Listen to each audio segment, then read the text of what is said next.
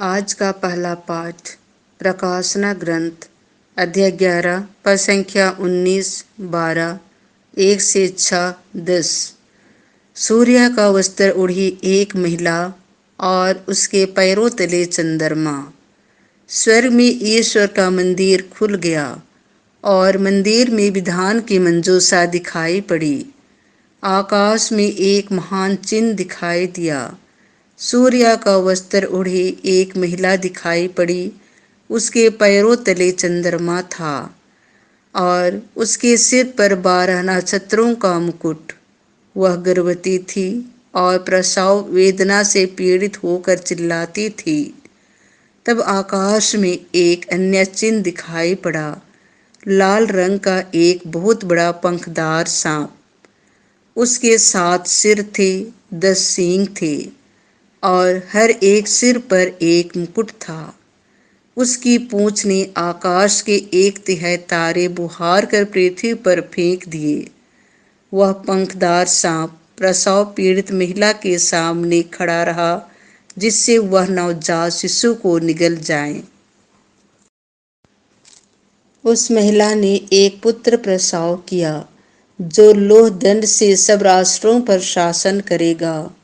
किसी ने उस शिशु को उठाकर उसे ईश्वर और उसके सिंहासन तक पहुंचा दिया और महिला मरुभूमि की ओर भाग गई, जहां ईश्वर ने उसके लिए आश्रय तैयार किया था।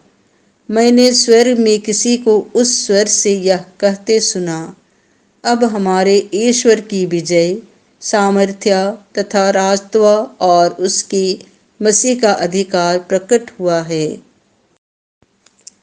आज का दूसरा पाठ कुरिन्थियों के नाम संत पौलुस का पहला पत्र अध्याय 15 पद संख्या 20 से 27। सबसे पहले मसीह और बाद में वे जो मसीह के बन गए हैं। मसीह सचमुच मृतकों में से जी उठे हैं। जो लोग मृत्यु में सो गए हैं, उनमें से वह सबसे पहले जी उठे हैं। चूँकि मृत्यु मनुष्य द्वारा आई थी, इसलिए मनुष्य द्वारा ही मृतकों का पुनरुत्थान हुआ है। जिस तरह सब मनुष्य आदम में मर जाते हैं, उसी तरह सब मसीह में जीवित कर दिए जाएंगे। सब अपने क्रम के अनुसार, सबसे पहले मसीह और बाद में उनके पुनरागमन के समय वे जो मसीह के बन गए हैं। जब मसीह बुराई की सब शक्तियों को नष्ट करने के बाद अपना राज्य पिता परमेश्वर को सौंप देंगे, तब अंत आ जाएगा, क्योंकि वह तब तक राज्य करेंगे जब तक वह अपने सब शत्रुओं को अपने पैरों तले ना डाल दे। तब मरियम बोल उठी, मेरी आत्मा प्रभु का गुणगान करती है। मेरा मन अपने मुक्तिदाता ईश्वर में आनंद मनाता है, क्योंकि उसने अपनी दासी की दीनता पर कृपा दृष्टि की है। अब से सब पीढ़ियां मुझे धन्य कहेंगी, क्योंकि सर्वशक्तिमान ने मेरे लिए महान कार्य किए हैं। पवित्र है उसका नाम।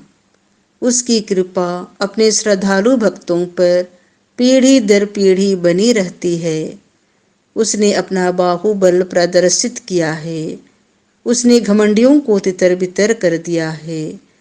उसने शक्तिशालियों को उनके आसनों से गिरा दिया और दीनों को महान बना दिया है। उसने दरिद्रों को संपन्न किया और धनियों को खाली हाथ लौटा दिया है। इब्राहिम और उसके वंश के प्रति अपनी चिरस्थायी दया को स्मरण कर उसने हमारे पूर्वजों के प्रति अपनी प्रतिज्ञा के अनुसार अपने दास इस्राएल की सुध ली है। लगभग 3 महीने एलिजाबेथ के साथ रहकर मरियम अपने घर लौट गई।